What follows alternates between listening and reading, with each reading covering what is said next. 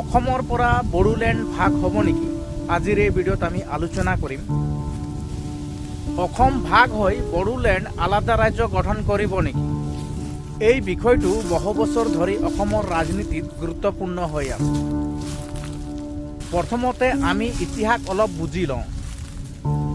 বড়ো জনগোষ্ঠীৰ মাজত পৃথক বড়োলেণ্ডৰ ৰাজ্যৰ দাবী 1980 দশকৰ পৰা জোৰদাৰ হৈছিল।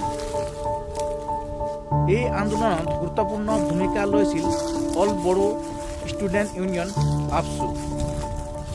পাছত কিছুমান সশস্ত্ৰ সংগঠন যেনে NDFB এই দাবীৰ সৈতে জড়িত আছিল।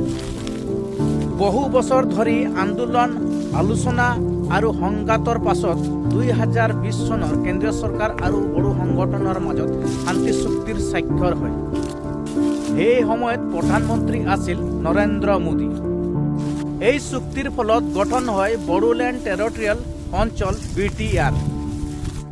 BTR এখন পূৰ্ণ ৰাজ্য নহয়, কিন্তু ইয়াক স্বায়ত্তশাসিত ক্ষমতা দিয়া হৈছে, যেনে অস্থায়ী উন্নয়ন, শিক্ষা, সাংস্কৃতিক আদিৰ ক্ষেত্ৰত অধিক নিয়ন্ত্ৰণ।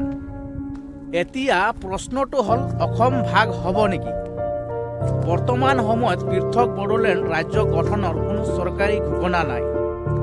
সংসদত নতুন ৰাজ্য গঠনৰ বাবে সাংবিধানিক প্ৰক্ৰিয়া লাগিব, আৰু এতিয়ালৈকে তেনে কোনো উদ্যোগ দেখা নাযায়। কিন্তু ৰাজনীতি সদায় পৰিৱৰ্তনশীল। ভৱিষ্যত ৰাজনীতি পৰিস্থিতি সলনি হয় তেন্তে আলোচনা পুনৰ আৰম্ভ হ'ব পাৰে। সেয়ে এই মুহূৰ্তত ক'ব পাৰি বড়োলেণ্ড ৰাজ্য হোৱাৰ সম্ভাৱনা খুব কম। আপোনাৰ মতামত কি কমেণ্টত জনাব। ভিডিঅ'টো ভাল লাগিলে লাইক কৰিব, শ্বেয়াৰ কৰিব, পাৰিলে চেনেলটো ছাবস্ক্ৰাইব কৰিব। ধন্যবাদ।